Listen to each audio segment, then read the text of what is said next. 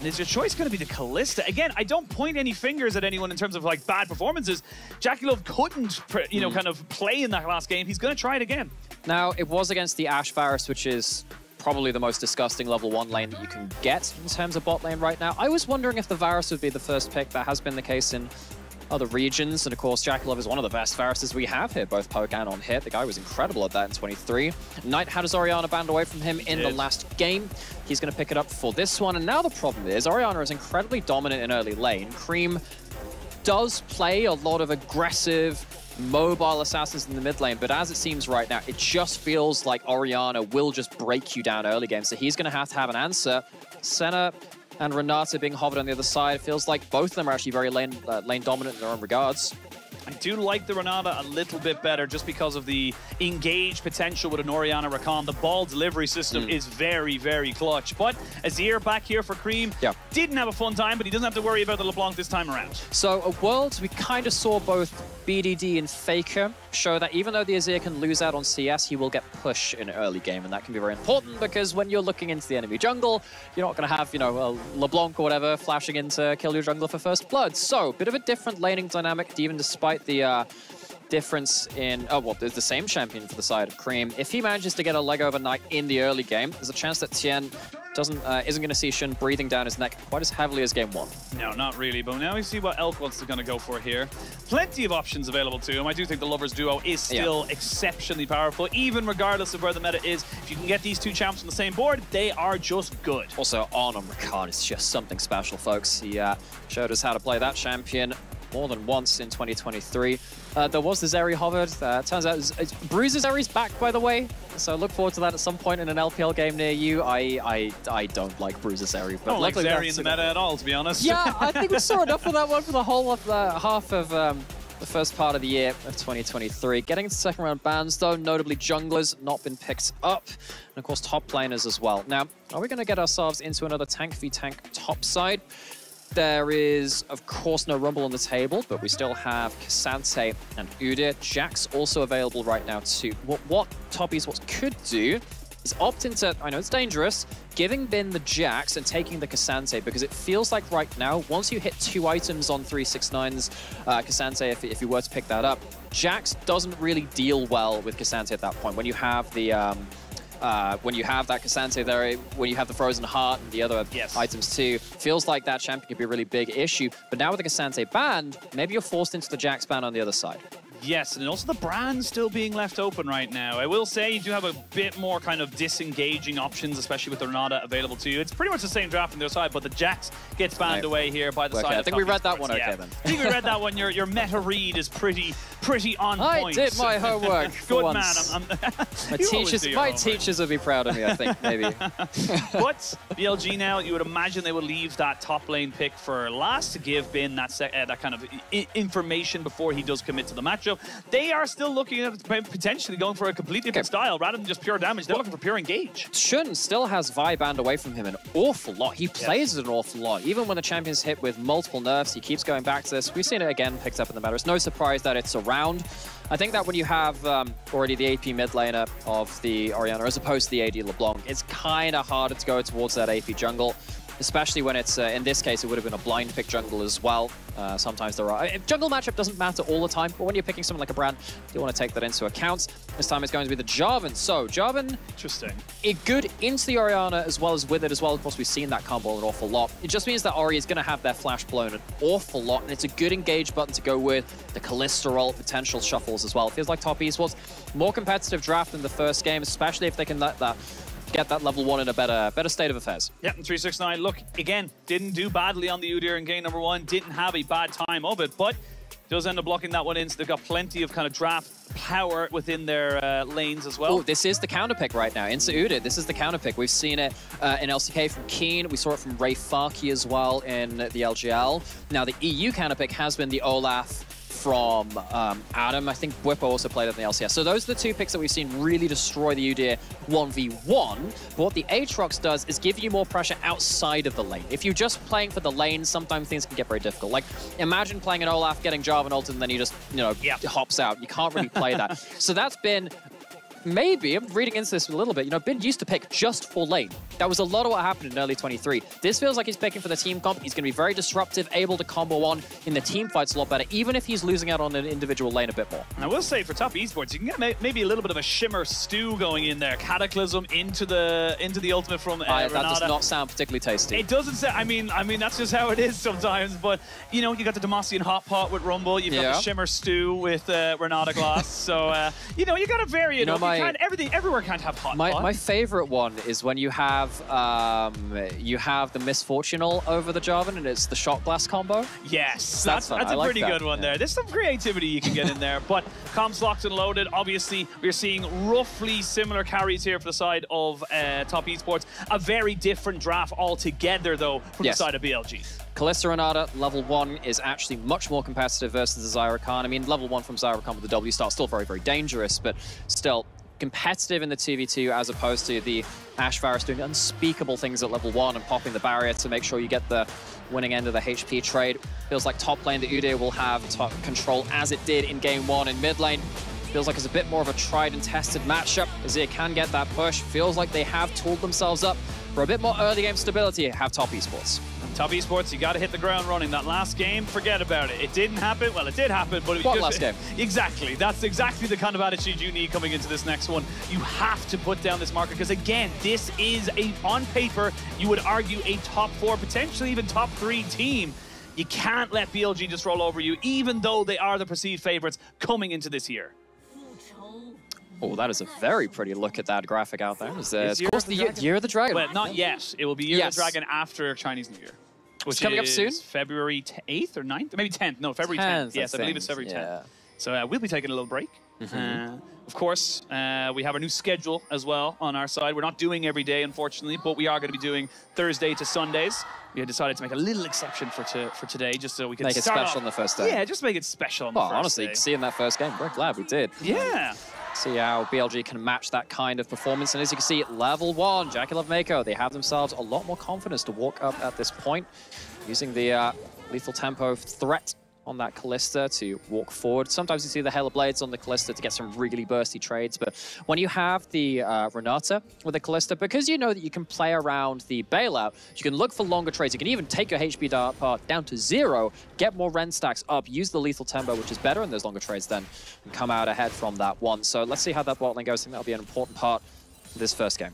Second game, rather. Yeah, early game. I was going to say, first series. Well, we said to forget about the first game. I'm just sticking to it. Sticking to it. Yeah. You're technically correct. The best kind of correct. Well, we'll see. I want to see exactly how this Aatrox works out for them as well, because for the moment, it doesn't strike me as it's going to have, as you say, a huge amount of early game pressure coming into the Udyr, but that is just the Udyr matchup.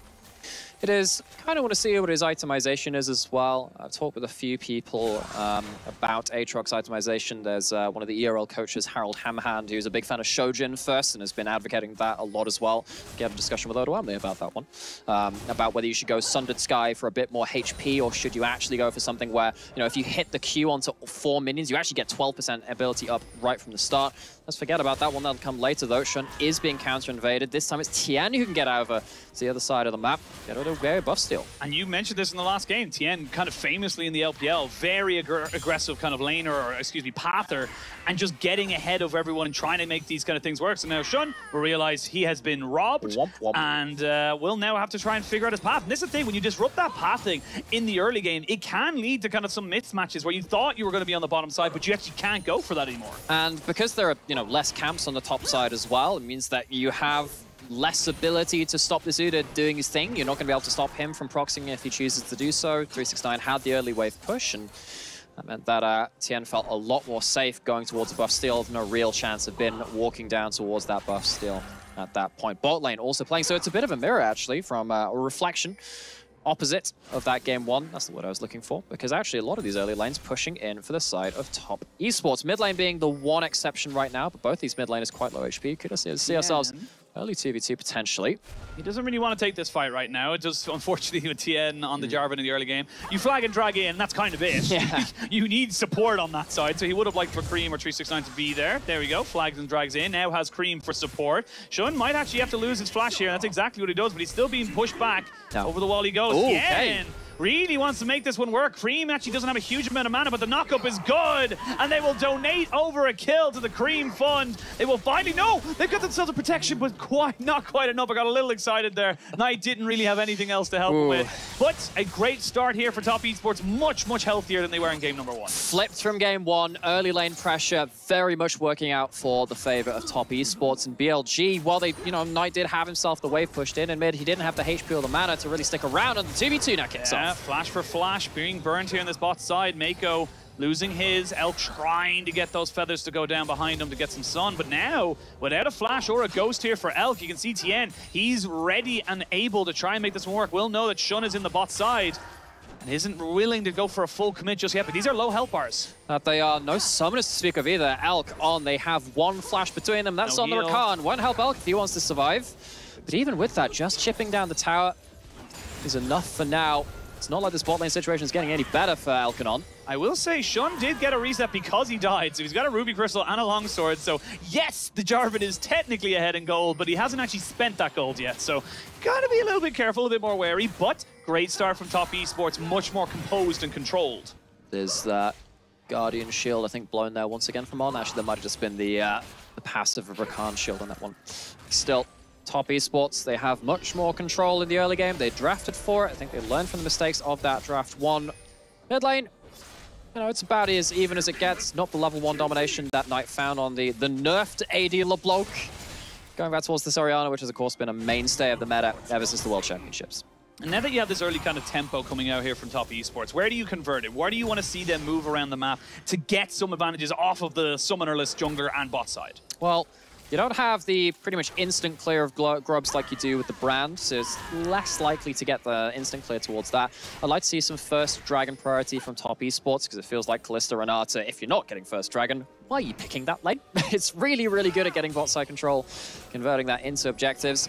As it shows right now, though, feels like Knight just managed to get the wave pushed in, get some vision out onto the top side of the map, so Knight getting some value for his team. W in. Now On is taking a fair bit of damage, though! Oh, the handshake! And he was not getting out. That deal was made in blood, and the handshake was his death. Oh, gosh. Grim stuff for the bot lane of BLG. JackeyLove and Meiko getting themselves some real value here. They didn't really get a chance to play in game 1, but they're showing up in the second one.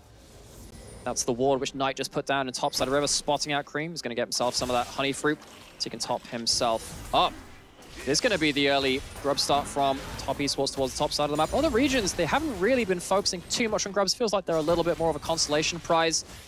Maybe we'll see something different in the LPL, especially if you're already hitting turrets very hard, which of course we've seen in both of these early games so far. It's the first one down, 369 got himself top lane prio. Of course, Knight had himself a reset as well.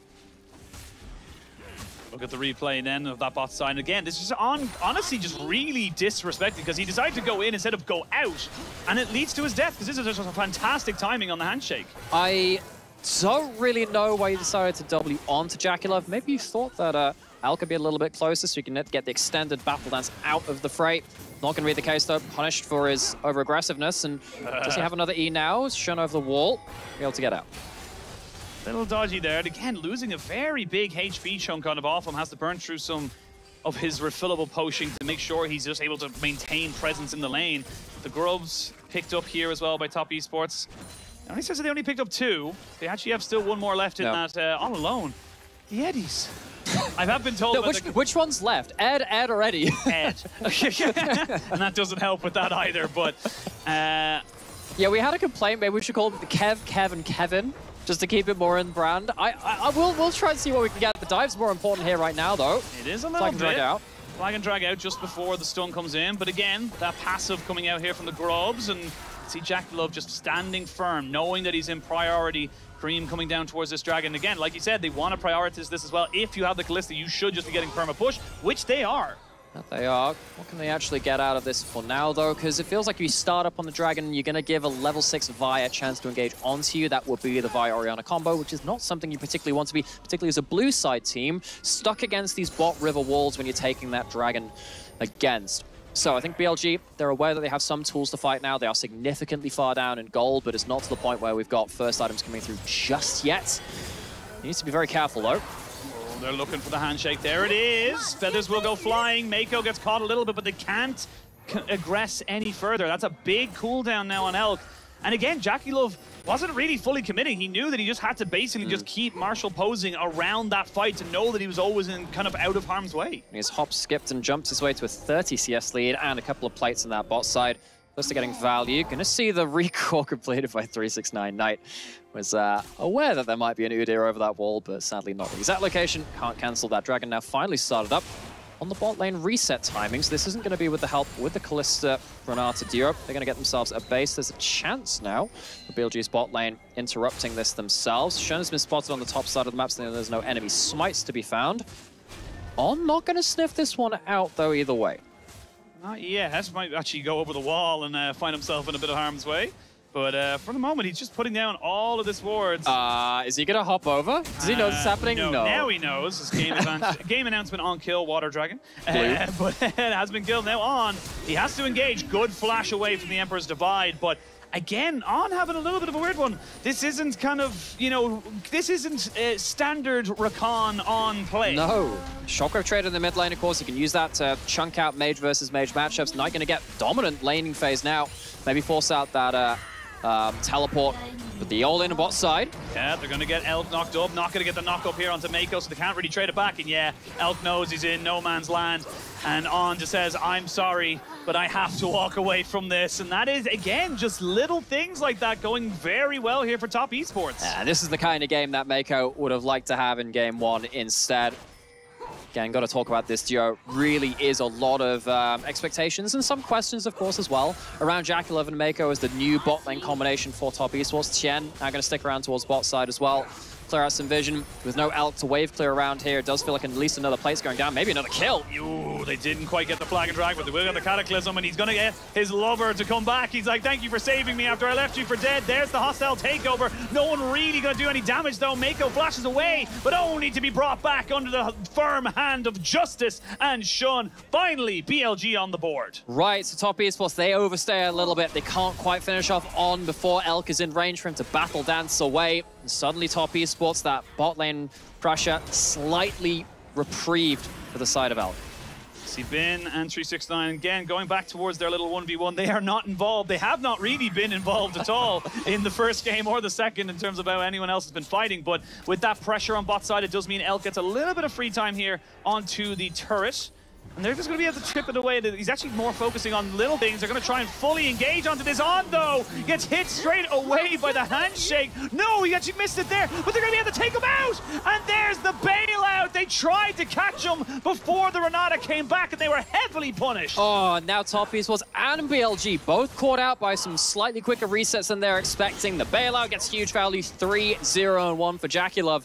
Taking control of this bot side of the map. That's a swing and a miss from Elk. Big swing and a miss, and now 369 taking a fairly unfavorable trade. Yeah, gonna use the Ghost just to make sure he's definitely away from a Vi that could have potentially been around the corner. But I mean, 5-1 in kills, 3,500 gold lead, and this is honestly, it's been very poor play from Elk and on this Xayah Rakan. It has been, but of course, well, on the other side, it's well exploited from the side of JackeyLove and Meiko as well. Bot lane of the Kalista Renata, you can see exactly why it's prioritized. Both these champions very, very strong in the current meta, but yes, you just got to chime the resets a little bit better. Feels like they were caught off guard by Meiko getting back to lane. JackeyLove mops up another couple of kills. Just again, Bork and everything, a lot of changes in the season. Blade the Ruined King, you don't have to stack it up to get the slow on it. It's an immediate slow on that. Auto. It's the first auto, and that can skew up a little of the movement. It can skew up your retreat plans. And as we saw, that is exactly what happened. But now they're going to take the consolation prize of the single Kevin as he comes out and gets himself there. Who came up with the Kevins? So I heard it was pro players and scrims calling them the Kevins because they couldn't be bothered to call them anything else. And then it got picked up by a couple of broadcasts as well. I heard that the Spanish broadcast is using it for LEC. And I also spoke with a couple of the Portuguese folks who are using that as well. So it's just become like this osmosis of people just picking up the Kevin terminology. I would just like to know where the term. I don't have a problem with it, but more so where is it going? As we're going to go straight in on this fight. Where's Meiko going? Meiko is going to die, exactly what's going to happen there. There's the knockup going in onto Creme, but he does have a shuffle to get himself out of harm's way. But BLG not willing to let this one just go by the wayside. They are willing to take fights where they can. However, Top Esports are coming out on top when it comes to the kind of trades across the map. They already have themselves first turret towards bot side. Of course, they have themselves the two Kevins, Eddies. Void creatures of multiple names to help them with their pushing. As long as they can hit those towers, 369 gets a huge demolish on that top side as well just before the plays go down. So he gets himself a number of those towards top side, which means that the gold advantage very much in favor of Top Esports from both kills, farm, and then the plates.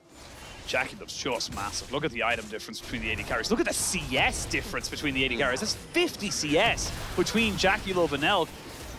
Shelly will be... I wonder if, actually, because there's only one Rift Herald now. Is it Shelly or Shirley? What? Because Shelly was the first one and Shirley was the second. Yeah. Gosh, we might have to... Gonna have to get Atlas and Chronicler on the phone. You're gonna have to consult the lore masters for that one. That was... oh gosh, I hadn't even thought about that. There were I didn't even understand the implications. It's worth noting as well, though, that because the Grubs weren't fully killed the first time, the respawn didn't come in, so there are only 3 in play. We're used to seeing all 6 taken, I think, most of the time, but they've not going to be the case in this one. Bin now trying to desperately wave clear against this Udyr. It's a little bit annoying. Has gone for the Sundered Sky for a bit more staying power and healing. Less damage, though, as opposed to something like that Shojin. Whereas the kill squad, Top Esports towards the bottom side of the map, starting to group up a little bit more. Do have Udyr currently isolated from the rest of his team, though, because of that. Well, the ward just died, and I think 369, probably the best weak side top laner we have in our league, will now realize, yep, I am still on the weak side. Doesn't really want to try and get caught out by this. Wants to pick up this wave as best he possibly can. The dragon is being confirmed. Elk is around the corner. They're going to try and fully commit onto him, and they will kill him off. I just said it. He was the best weak side top laner. Unfortunately for him, he did not think that the Elk was there. And the Moose is on the loose. They will try and look for a full engage here on the JackeyLove and Meiko, and they'll take a fair chunk of damage and get the flash out of JackeyLove, but they will not get anything else. Going to get themselves top lane turret away from that play, though. This is getting to be a bit more of a split map situation. You can see that BLG, they're trying to avoid different members of Top Esports. And now we see Bin getting a hell of a lot of damage onto Tian. Oh, Tian, you have to be so careful. That is still an Aatrox. We have seen them do some serious work. And now Nice, you do not need to get rendered. Does have a command protect and on to the side of him as well. They do still have the ultimate from Vi if they want to try and go for something crazy, but Bin now recognizing he does not have priority in this bot side and needs to back himself away as well. It's getting a bit chaotic. Yeah. It's getting very all over the place. You see that BLG, their answer to Top Esports right now is trying to avoid the Kalista in full if they can. It was a bit of an opportunistic play under the mid lane turret. You can see that they're trying to maybe prey on isolated members of Top Esports. Trying not to take full fights. Thing is, though, it means that when Top Esports do move this bot lane around the map, they're basically uncontested. They've got themselves now 2 dragons. They still have themselves significant gold lead. It's not as open and shut a case as game 1, though.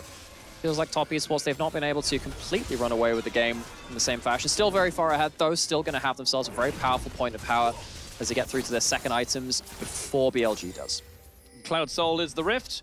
He's going to be able to move around a little bit faster, of course. The Rift Herald has been used, the Void Grubs have already been taken. We're kind of running out of neutral objectives in this early game. It has given us a fair bit of action. Right now, BLG, they are just waiting to find an opportunity. They have plenty of great engage options to them. That's the big ticket here. You get a good flash recon quickness, you get a good shockwave off of multiple key members. This game could turn on its head very, very quickly. You see Knight walking down to this play as well. He could have walked up towards top side to get himself a bit more pressure on the wave there, but this is a Knight special. He likes to walk to the play, then teleport back to the lane he needs to be in. It was a classic of JDG between him and 369, of course. Yep. The 2 JDG winning laners of last year playing off against each other. Very important for both these teams. Obviously, it's Knight versus old team, 369 joining his own team. There are so many different levels of importance to this, but no fight to erupt in that mid lane so far. And once again, we go back to posturing and seeing where the next angle exposes itself. Shun just hovering towards top side, making sure that Knight has some kind of protection, and in good reason for it. Tian moving here onto On, who gets himself back into the red buff, or the bramble back. Elk, though, might have to use his ultimate if he's not careful, waiting for that handshake. Doesn't end up getting the deal, but now Bin 369 having a little bit. And again, everyone kind of posturing right now. TP going to have to come out from Knight just to cover this little bit of a move, as Shun recognizes that he's not in a position to really flank on this. BLG, they're quite aware of their safe boundaries. At least they have been for the last minute or two. They've not been able to find plays themselves, but they haven't been exploited just yet. One of my worries, though, is that with this ult pop towards bot side. Oh, Elk saying, hey, you're fast, but I am too. They're going to try and maybe chase this guy down. Going to look for the quickness on here just to get a little bit of CC down. They will get him down. Can they cake him out? That is the question. It's good damage, but is it enough? He's got the shield, he's got the heal, tanky. And he's just so annoying.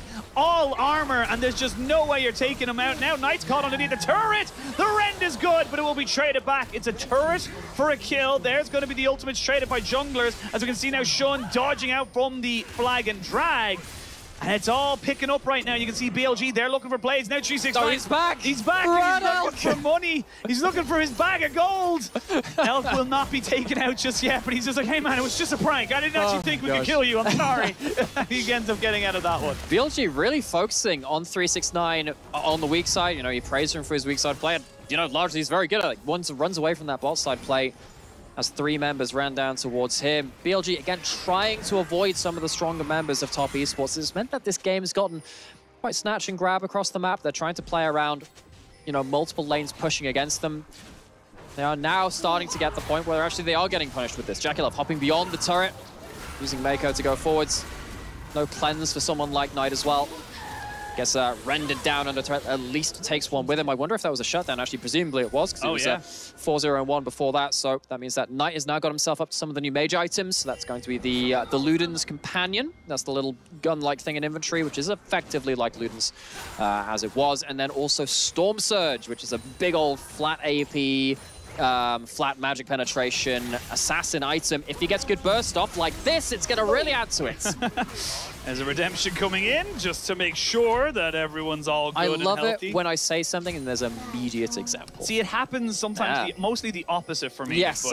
But yeah, there's the stats in there. Obviously a lot of it in Mandarin, but we can get the general numbers out of there. Okay, so it's 100 AP. It gives you some flat pen as well. You see that the 10 flat pen. It gives you some 5% movement speed to build out of the Ether Wisp as well. So what happens is when you take 35% of someone's, I think it's current HP down in a certain time span, ball of lightning comes from the heavens and does an extra bit of damage too. So someone as squishy as many of these bot side members from top esports gets caught by Shockwave, as we saw there with Meiko. That's likely to be the case. So Knight, a lot of burst damage. Top esports, they can't really walk in for free into BLG's team composition. I think they do need to be careful of those shockwaves. But they are getting free objectives. There's the Dragon Soul point. They've got themselves bot tier 2. Yes. This is top esports doing very well. The thing is, what I always see with teams is that if you have an advantage but you don't know where with it, then you're basically at the same point in the game. It doesn't really change anything. However, we're now seeing top esports kind of stabilizing themselves, gaining more advantages. And I mean, they're looking at a 26-minute soul, which is nothing to be sniffed at again. But now on might be caught out here. Another Rend would have been able to do it, but again, you just can't be walking forward like that without full knowledge of where JackeyLove is, because it's just massive. JackeyLove is absolutely monstrous right now. He had a great early game. He's had a great mid game as well. Yeah, the death end of the mid lane turret's a little unfortunate getting shot down, but he still gets the kill there. It's still a great play to make. This Kalista has been avoided for the entire game because that's how important and how powerful JackeyLove is. Question is, can he see that over the finish line? Third item for Kalista going to be coming in is called Terminus, by the way, when you see the new item down there. And we'll talk about that a little bit more when it's completed. Bit of Majora's Mask. Yeah. But, the moon will crash. Yeah. It sounds like oh, hang on, sorry, that's Termina. That's not Terminus. Oh, that's the Storm Surge. When you build full armor, you ain't got a hope in hell against an Orianna who's building such incredible IEP items. And this is the key now, that this could turn the momentum a bit. Yeah, I knew that Knights in chess only move in Ls, but Knight in League of Legends gives you Ls. Lordism in the bot side. His old top laner taken down for a solo kill. That's a very important moment. It just gives a bit of reprieve, a bit of an opening on the map. Can take out bot lane out of turret as well. That's important. Top esports, again, they've had some really good pressure plays with BLG. They have managed to avoid some of this power for a while. I say that. Shun getting caught for now. Oh, he's just got that fancy feet, keeping everybody away from him. Even still has a Q, trying to get over the wall. He will have flash, and we'll probably have to use it here in a second. No one's going to actually jumped in on top of him. He waited for so long because he wanted to make sure he could get that extra dash with the Q. They'll get the redemption out, try to kill him off, but at the end of it all, they still don't get their fish. See that Knight, instead of moving up to help Shun, recalled and said, look, you're on your own, you've got to make your way out of this. BLG, again, really not looking for the fights because top esports are really strong in those grouped up scenarios. However, in isolated scenarios, you can see that Knight has the power to really do some damage. No flash on the Udyr, he's got rotations. Ghost. Mages, if you don't build magic resist items, mages do a lot of damage. Now you see, as soon as after that, there's a Negatron cloak in the Udyr's inventory. He's like, yeah, right. I really don't want that to happen again. Maybe he'll build himself up to a Kanik Rakan, like we saw Bin build up in game 1. But now going onto the map, this gold lead hasn't necessarily exploded. It's 3,000 at 24 minutes. It was 2,000 quite early into the game. It's not gone hugely out of the window right now. Big teleport coming into the flank, though. This is a chance for top esports to take a big fight. Shockwave, though, could be massive to go for, but they found an isolated target immediately. Creme has to go into stasis. They use the Fate's Call to try and get some kind of engage. The Emperor's Divide is not really catching anybody, but it's healing, and the hostile takeover just separates everybody. Now they can jump onto Knight and isolate him out. That's going to be a nicely done fight here from the side of top esports. 3 dead here for BLG, and that's a Baron straight away. That is the grouped up team fight that top esports have wanted to force the entire game. That gold lead that was at 3,000 is going to absolutely explode after this one. They take down jungle, they take down both solo laners. No hope of a steal coming in from this top esports. They find their fight, they find the Baron, they find themselves a crushing advantage in this game. And Creme getting off that stopwatch. We'll have a look at it again here, because again, he's dead to rights because he's so isolated, but that extra time is so crucial. It is building towards the Zhonya's. The Seeker's Arm Guard now functions as that stopwatch, which is just enough time for Meiko to come through with the hostile takeover after the everything's come through there too. So Creme was likely going to be safe after that point. Actually, doesn't even need to put the hostile takeover on them. Very, very important stuff coming out from Creme. Of course, his debut for this roster as well. Had a bit of a difficult game 1. Game 2 on This Is It, at least in this fight, finds himself some good value. Great signs of life here from top esports. Really, really doing themselves some great, just honestly great plays. Just kind of constantly understanding where they're strongest, where they need to go. And again, having that Kalista just be so far ahead, and they are leveraging it. Now Kalista has completed that Terminus, the bow-like item in that inventory. Basically gives you on-hit stacking, shred, and then also resistances. Makes you tanky, makes you damaging. Gonna give you a lot of power here if you can survive. Power, but if you can't kill JackeyLove, there's just too much healing, there's just too much shielding, and you just can't take him down. The hostile takeover keeps everybody in place, but nobody else from top esports was willing to go for it. Bin took a trade against Creme and almost died for it, and now you're able to get much more pressure because the resets have to come in here for BLG. It is. They can get themselves some healing. Knight has no shockwave right now, just looking for some chunk. But remember, these are Baron buffed up minions. They're going to have to wave clear somehow, some way. Big items, big damage, big minion waves, and a dive coming through. JackeyLove flashes forward. He even has the bailout, but he will not get the reset on it. They will get shut down, but it goes on to on. This is top esports breaking open the bases. As top esports putting themselves into the ascendancy in this series, and this is why they put such high priority on that Kalista. This is why we're so excited for this matchup, man. JackeyLove back in form. One of the best performing AD carries in 23. Back for a little bit more in 2024. BLG, of course, we talked about them an awful lot, about being a very strong team to watch. In game 1, oh my gosh, they proved that in that one. But game 2, top esports swinging back in a way that we thought they might possibly do. Top esports looking for another group fight. This roaming squad looking to start things off. BLG, they've tried their best to avoid it, man. Tried to have some split fights to split the map a little bit more. Maybe if they can get to a third item on someone like Knight, they can find themselves that miracle fight, but it does feel like top esports right now, they're playing the margins very well. The bailouts have been incredible from Meiko, getting huge value. Feels like BLG, they've lost that 50-50 on whether they can kill that carry in time a couple of times now. Feels like maybe those chances are slipping away. And we do have the improved Scuttle vision now. Yeah, post 20 minutes. Yeah. It is a void infected Scuttle now. As gives you a hell of a lot more control over the area. It reveals wards much like a Squire's Bloom would. And even on the Chem Rift, actually takes 2 knocks off their hit bar. So you can actually clear an area very, very quickly. It's absolutely insane. Very powerful. And given how much a pro player is about securing vision around objectives, before they spawn. If you do get into the river first and you get one of the scuttles, that very much helps you with it. So that's a very good point to bring up there, Oisin. Of course, now the buffs as well. If you get buff steals at this point, a team-wide blue buff or red buff can be very, very important. I pointed this out on Twitter the other day too, because this is very important. Azir goes for the fleet footwork because his soldiers proc on hits. That also applies for red buff. So if you steal away a red buff, now it's not necessarily the biggest thing because you already slow on your Q, and it will also apply to only the target which you click with your autos, not everyone that's hit by the soldiers, but still a little bit of extra burn damage, a little bit of that slow which can persist as well. Watch out for the red buff Azir, it actually has some value. It does indeed. Now, 4-item Kalista, actually gone for, I believe that's a Jack show. It is. Tanky boy, and they're just putting in some serious work here onto this this top lane inhibitor. Haven't been able to secure it just yet, don't want to overextend themselves. They're going to wait for those minion waves to crash into mid, which draws away a couple of resources, and BLG now just trying to hold on. 9,000 gold behind. They need some kind of a big play. They need Elk on 3 items because Xayah just not been able to play the game. Yeah, looking to see if I didn't catch whether Knight has his 3rd item. He has the Shadow Flame. That's changed a little bit. Now if you hit an ability on, well, any magic or true damage on someone below 35% HP will crit for extra damage. So the Shockwave, ever so important. I think Knight has some damage, but top Esports, they've been so indomitable in team fights. Feels hard for BLG to find the comeback now. Again, redemptions both sports on. Just can't step up to that. Again, he's all armor right now. No magic resistance to really speak of. And now Elk trying to lowly keep this one alive, but the damage coming in from the team is just absurd. They're going to fully engage. Is not going to be able to get a kill onto Elk, but they've used 2 of their ultimates on this side. So top Esports, they have got themselves a good advantage, but they don't want to overstay their welcome. No. BLG, they don't die, but they lose the inhibitor, they lose their ults. Ongoing in for a combo, but it's not going to lead to anything. They're bleeding out. They need to find an angle, and the Shockwave hits only Meiko. It's only Meiko. There's the redemption to come down to heal back everything. On goes down in the rest of this fight. No escape for Elk as he used everything in that last engage. Top Esports slowly but surely are just ticking all the boxes. They will make sure that they are not 0-2'd, and they will bring us to a 1-1 scoreline. Everything else is just a formality. What a series to start things off with. A 3-gamer between 2 of our teams we expect to be at the top of the standings throughout this year. On paper, they look strong. On the Rift, both teams looking strong. And this is what we wanted. This is what I wanted more than anything else. It's a 1-1 scoreline. We are going to see both of these teams one more time because guess what? We won't see them for a very long time after this.